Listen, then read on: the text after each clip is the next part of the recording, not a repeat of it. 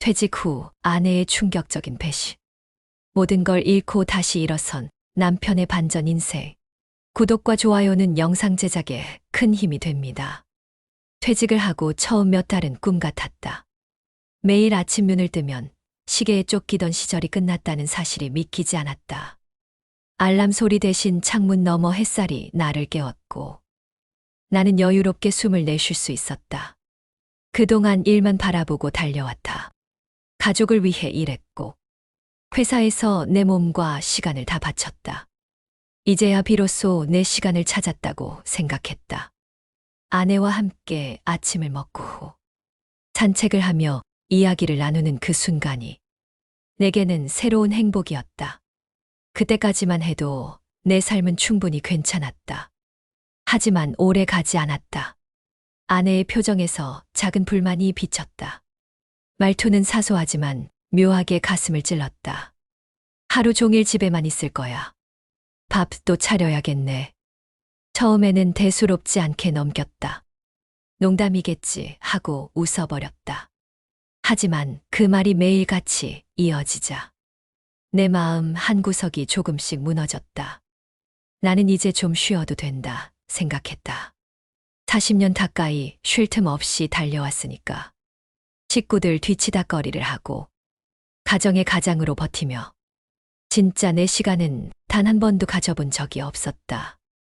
그래서 은퇴 후에는 조용히 쉬며 아내와 함께 나이 들어가고 싶었다. 하지만 아내의 눈빛은 점점 차가워졌다. 또 집에 있네. 친구는 없어. 하루 세끼 내가 다 준비해야 돼. 그 말들이 마음속 깊은 곳을 파고들었다. 나는 집안의 짐이 된 기분이었다. 저녁이 되면 더 불편했다. 같이 밥을 먹는데 대화는 없었다. 아내는 휴대폰만 바라보고 나는 젓가락만 만지작거렸다. 분명 함께 있는 자리인데 혼자라는 느낌만 커졌다. 나는 애써 웃으며 말했다.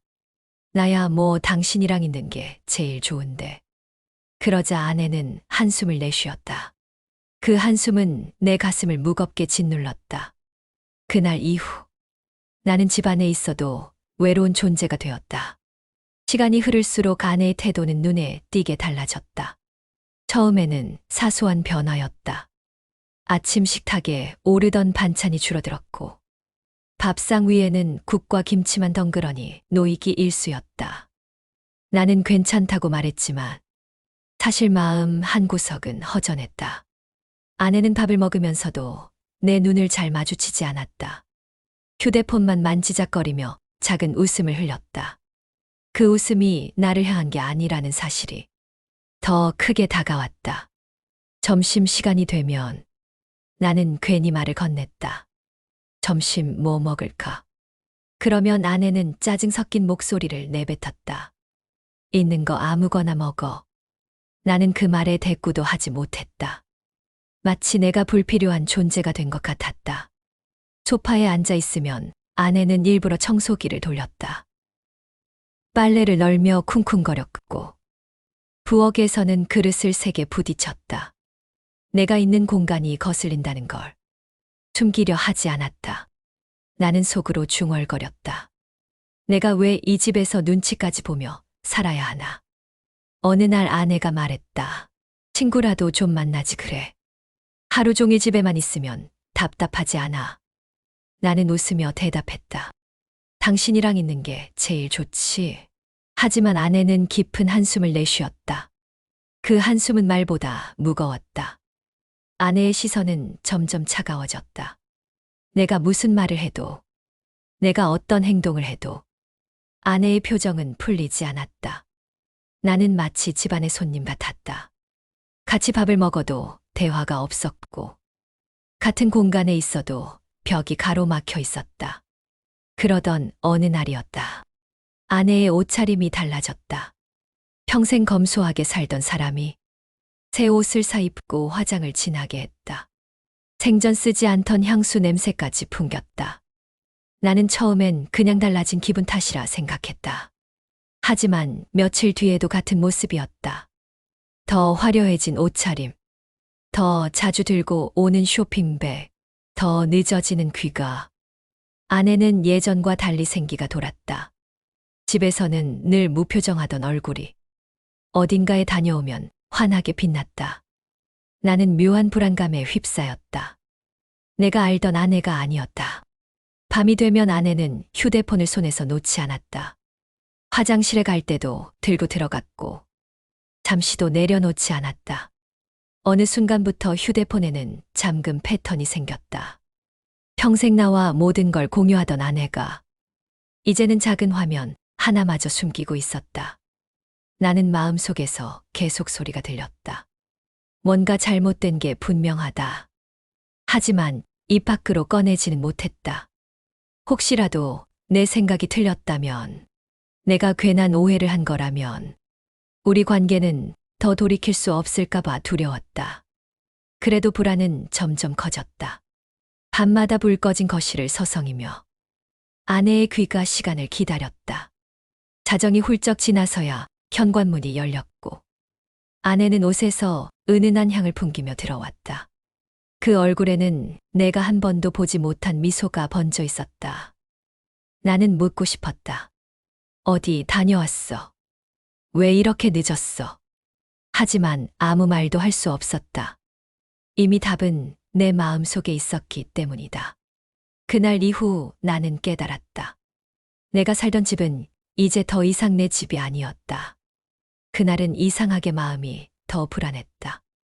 아내는 저녁 무렵 화려한 옷차림으로 나섰다. 머리까지 곱게 빗어 올리고 평소 하지 않던 짙은 립스틱까지 바른 모습이었다. 나는 모른 척 고개를 끄덕였지만 가슴 깊은 곳에서는 낯선 그림자가 스멀스멀 피어올랐다. 저녁 식탁은 텅 비어 있었다. 혼자 남은 집은 불빛조차 차갑게 느껴졌다. 나는 숟가락을 들었지만 밥은 한 입도 넘어가지 않았다. TV를 켜도 귀에 들어오지 않았다. 웃음소리로 가득한 예능 프로그램조차 내 마음을 더 허무하게 만들 뿐이었다. 시계 바늘은 느리게 흘렀다. 10시, 11시. 자정. 현관문은 열리지 않았다. 나는 결국 집을 나섰다. 어디로 가야 할지 몰랐지만 발걸음은 아내가 자주 나가던 길을 향해 있었다. 도심의 불빛은 여전히 화려했다. 거리를 오가는 사람들 속에서 나는 홀로 얼어붙은 채 서 있었다. 그때였다. 눈앞 건물의 유리창 너머로 익숙한 얼굴이 스쳤다. 아내였다. 나는 본능적으로 몸을 움츠렸다. 마치 나 자신이 잘못한 사람처럼 숨이 턱 막혔다. 아내는 낯선 남자와 마주 앉아 있었다. 두 사람 사이에는 와인잔이 놓여 있었고 붉은 조명이 비추는 레스토랑의 분위기 속에서 그들은 마치 세상에 둘만 있는 듯 웃고 있었다. 내 발끝에서부터 힘이 빠져나갔다. 심장이 미친 듯이 뛰었다. 손끝은 차갑게 식고 머리는 하얗게 공허해졌다. 나는 창문에 바짝 다가갔다. 믿고 싶지 않았다. 내 눈이 틀렸기를 바랐다. 하지만 아내는 낯선 남자의 손등 위에 자신의 손을 올리고 있었다. 그 웃음은 내가 알던 그 얼굴이 아니었다. 평생 함께 살며 단 한 번도 보지 못한 웃음. 그 표정은 내가 아닌 다른 사람을 향해 있었다. 나는 숨을 고르려 했지만 가슴이 조여오듯 아팠다. 내가 본 것이 진실이라는 걸 인정하는 순간 모든 것이 무너지는 소리가 들렸다. 수십 년 함께한 시간, 가족을 위해 버텨온 세월, 은퇴 후 함께 여생을 보내자던 꿈, 그 모든 게 산산조각 나고 있었다. 나는 발길을 돌려야 했지만 도저히 눈을 뗄 수 없었다. 시간이 얼마나 흘렀는지 알 수 없다. 레스토랑 안에 두 사람은 더욱 다정해졌다. 웃음소리는 유리창을 뚫고 내 심장에 파고들었다. 나는 그 자리에 박제된 듯 서 있었다. 길을 가던 사람들이 내 옆을 스쳐 지나갔지만 나는 그 누구의 시선도 느낄 수 없었다. 세상은 그대로인데 내 인생만 멈춰버린 듯 했다. 결국 두 사람은 자리에서 일어났다. 남자는 아내의 코트를 직접 걸쳐주었고 아내는 그에게 고개를 기대며 걸어 나왔다. 나는 다리에 힘이 풀려 벽에 몸을 기댔다. 한 발짝도 내디딜 수 없었다. 내 눈앞에서 내 아내가 다른 남자의 품에 안겨 있었다.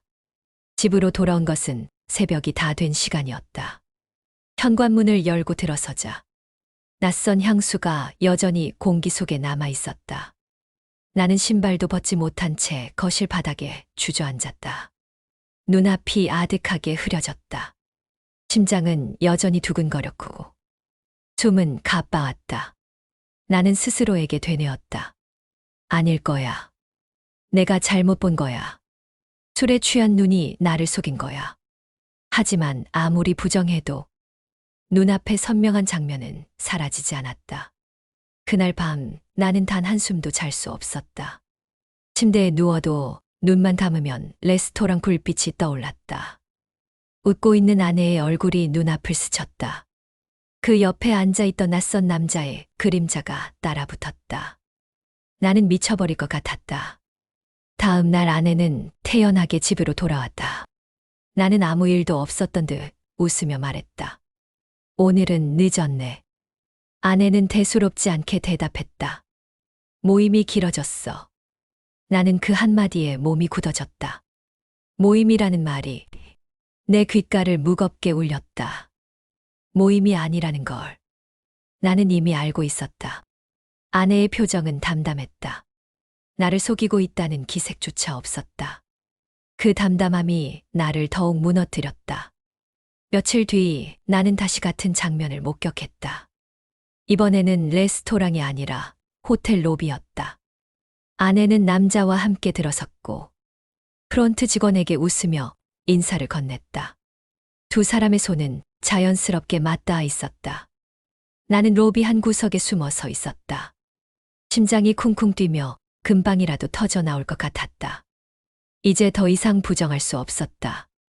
내 아내는 다른 남자와 함께였다. 나는 집으로 돌아와 술을 들이켰다. 목은 타들어갔지만 술맛은 느껴지지 않았다. 머릿속은 하얗게 비워졌고 심장은 뜨겁게 타올랐다.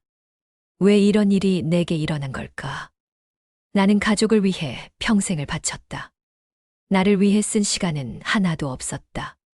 그런데 돌아온 건 배신이었다. 분노와 허탈감이 뒤엉켜. 나는 울부짖듯 소리를 질렀다. 텅 빈 집에 내 목소리만 메아리 쳤다.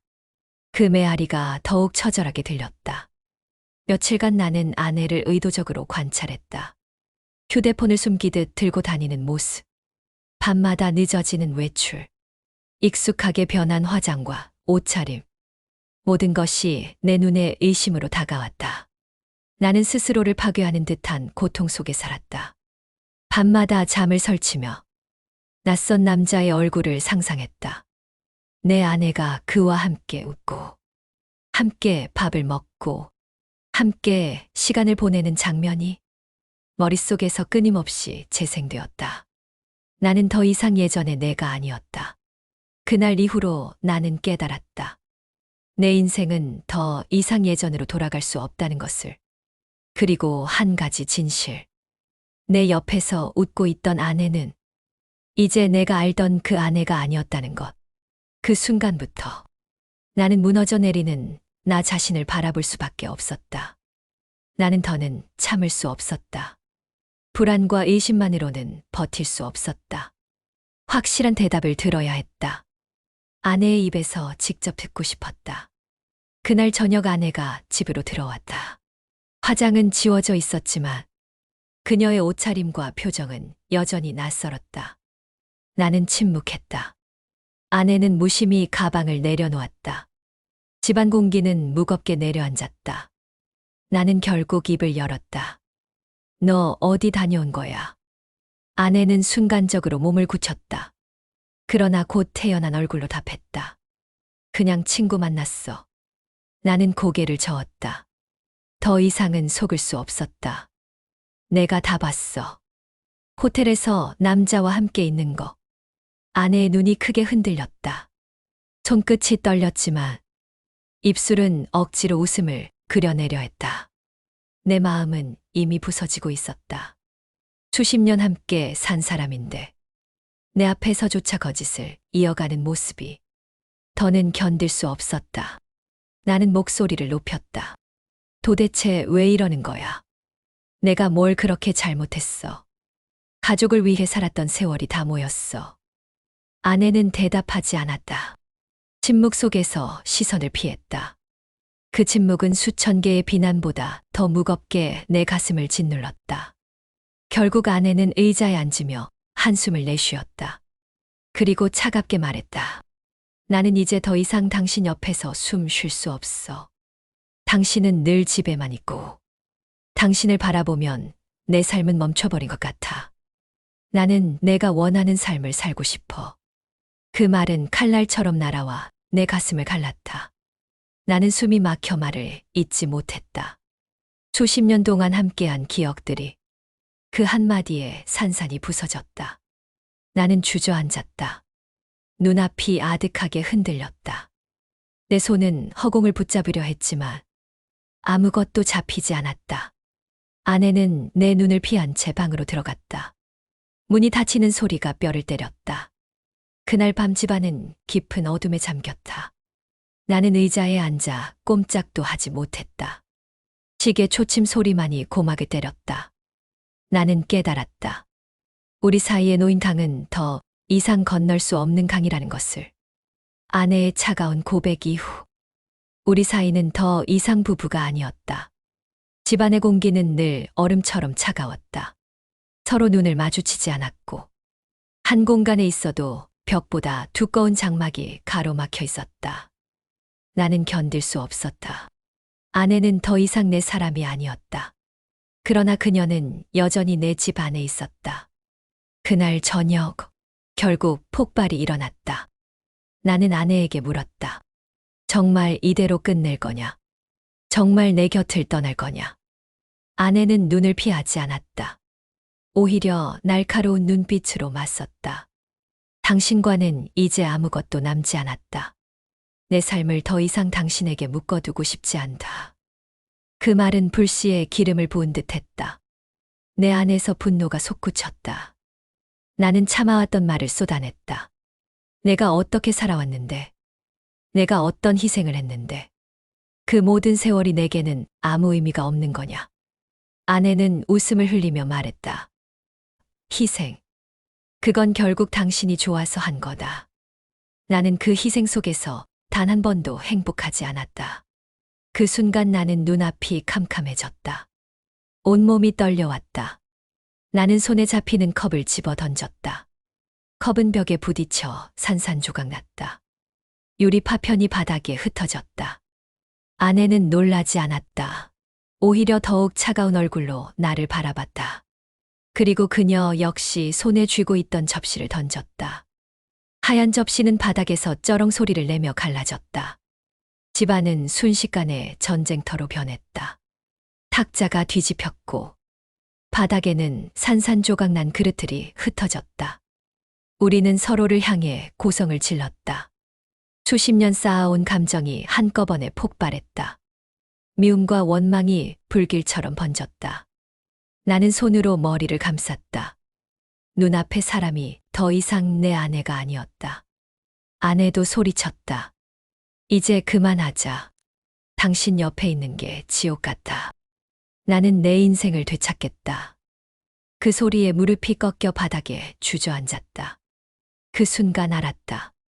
이 집은 더 이상 우리의 보금자리가 아니라 싸움과 증오의 잔해가 된 무대라는 것을. 이후 아내는 집을 나갔다. 문이 세차게 닫히는 소리가 귀를 찢었다. 남은 집 안은 조각난 유리와 깨진 접시. 그리고 불 꺼진 방 안의 깊은 정적뿐이었다. 나는 폐허가 된 집 한가운데서 숨조차 쉴 수 없었다. 가슴 속에 남은 건 배신과 공허함뿐이었다. 아내는 집을 나갔다. 문이 닫히는 소리가 뼛속까지 파고들었다. 남겨진 집은 텅 비어 있었다. 바닥에는 여전히 깨진 접시와 유리 조각이 흩어져 있었다. 그것들이 마치 내 인생의 조각 같았다. 그날 이후 우리는 결국 이혼 절차에 들어갔다. 나는 처음에 믿을 수 없었다. 서류에 도장을 찍는 순간 수십 년의 세월이 한순간에 지워지는 기분이었다. 아내는 차가웠다. 법원에서도 한 번도 눈을 마주치지 않았다. 낯선 사람처럼 앉아 있었다. 나를 향한 미안함조차 보이지 않았다.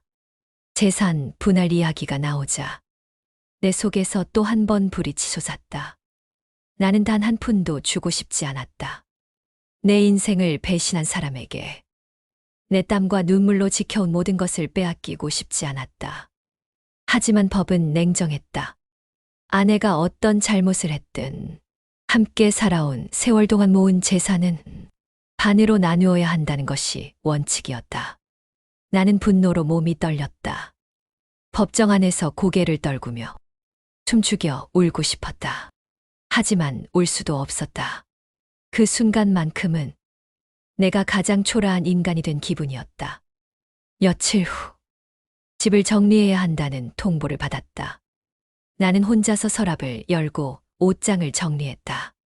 아내와 함께 고른 커튼, 함께 웃으며 앉았던 소파, 아이들과 함께 앉아 식사하던 식탁. 모든 것이 내 앞에 버티고 있었다. 손을 뻗으면 그날의 기억이 살아났다. 하지만 이제 그 기억은 모두 짐처럼 느껴졌다. 나는 결국 대부분을 포기했다. 살림살이는 차마 가져올 수 없었다. 보는 것만으로도 가슴이 찢어졌기 때문이다. 집을 나설 때 나는 현관문을 붙잡고 한참을 서 있었다. 여기서 수십 년을 살았다. 웃음도 있었고 눈물도 있었다. 모든 것이 이곳에 담겨 있었다. 하지만 이제 그 집은 더 이상 내 것이 아니었다. 나는 작은 오피스텔로 옮겨갔다. 창문 하나 달린 좁은 방. 벽지는 누렇게 바랬고 낡은 전등은 깜빡이며 어둠을 키웠다. 밤이 되면 그 방은 너무 조용했다. 침묵이 무겁게 내려앉았다. 나는 좁은 침대에 누워 천장을 바라봤다. 숨소리조차 크게 들려왔다. 식사 시간은 더 참담했다. 냉장고 안에는 편의점 도시락 몇 개뿐. 뜨거운 국 대신 차가운 밥과 김치. 컵라면이 내 하루를 채우는 전부가 되었다. 수십 년 동안 지켜온 가정이 사라지고 남은 건 싸구려 도시락뿐이었다. 나는 매일 새벽에 눈을 떴다. 하지만 눈을 뜨는 순간이 가장 고통스러웠다. 오늘 하루를 또 살아야 한다는 사실이 버거웠다. 길을 걸으면 사람들의 웃음소리가 들렸다. 나는 본능적으로 고개를 숙였다. 내 초라한 모습이 들킬까 두려웠다. 엘리베이터에서 마주친 젊은 이웃들의 활기찬 모습은 내 처지를 더욱 비참하게 만들었다. 나는 점점 사회에서 고립되었다. 전화는 울리지 않았다. 만나자고 하는 친구도 없었다. 나는 모든 관계에서 밀려나 있었다. 이혼이 끝나고 나서도 나는 여전히 믿기지 않았다. 도대체 내가 뭘 그렇게 잘못했나? 나는 가족을 위해 평생을 바쳤는데 내게 남은 건 왜 이토록 초라한 것뿐인가? 이 질문이 머릿속을 떠나지 않았다. 답은 나오지 않았다. 대신 가슴에 무거운 돌덩이만 남았다. 밤마다 술잔을 기울였다. 목은 타들어갔지만 술맛은 쓰기만 했다. 술을 마셔도 아내의 얼굴은 지워지지 않았다. 레스토랑에서 웃던 그 표정이, 호텔 로비에서 남자와 함께 있던 그 손길이 계속해서 내 머릿속을 지배했다. 나는 두 손으로 머리를 감쌌다. 벽에 머리를 기댄 채 소리 없이 울었다. 울음은 멈추지 않았다. 흘러내리는 눈물은 바닥을 적셨다. 나는 알았다. 이제 예전의 나는 완전히 사라졌다는 것을. 이혼은 단순히 서류 한 장이 아니었다. 내 인생을 송두리째 빼앗아가는 과정이었다. 가족, 집 추억, 미래. 모든 게 내 손에서 흘러내렸다. 나는 폐허 위에 서 있는 기분이었다. 텅 빈 방 한가운데 조용히 부서져가는 내 모습을 바라보았다. 밤마다 술잔을 기울였지만 배신의 장면은 머릿속에서 사라지지 않았다. 나는 폐허 속에 홀로 서 있었다. 그러나 배고픔이 나를 다시 일으켰다. 생존은 포기를 허락하지 않았다. 나는 구청 게시판에서 공공글로 모집표를 보았다. 빗자루를 쥐는 순간 자존심은 무너졌지만 깨끗해진 거리를 보며 아주 작은 희망이 움트기 시작했다. 나는 알았다. 내가 완전히 끝난 것은 아니라는 것을. 지금은 좁은 방에 홀로 남았지만 적어도 나는 다시 살아가기 위한 발걸음을 내딛고 있었다. 시간은 흐르고 나는 조금씩 변해갔다. 버려진 듯한 삶 속에서도 새벽마다 거리 청소를 하며 나는 다시 사람답게 숨을 쉴 수 있었다. 함께 일하는 동료들과 작은 인연이 쌓였고 서로의 이야기를 나누며 웃을 수 있었다. 그리고 우연히 시작한 사진 동호회에서 나는 새로운 세상을 만났다. 카메라를 들고 풍경을 찍으며 내 가슴 속에도 빛이 들어오기 시작했다. 사람들과 어울리며 나는 깨달았다. 혼자라고 해서 외로운 것은 아니구나. 새로운 인연은 언제든 다시 찾아올 수 있구나. 나는 이제 과거에 묶여 있지 않았다. 이 작은 행복들이 모여 내 인생의 두 번째 시작을 열고 있었다. 감사합니다. 구독과 좋아요는 영상 제작에 큰 힘이 됩니다.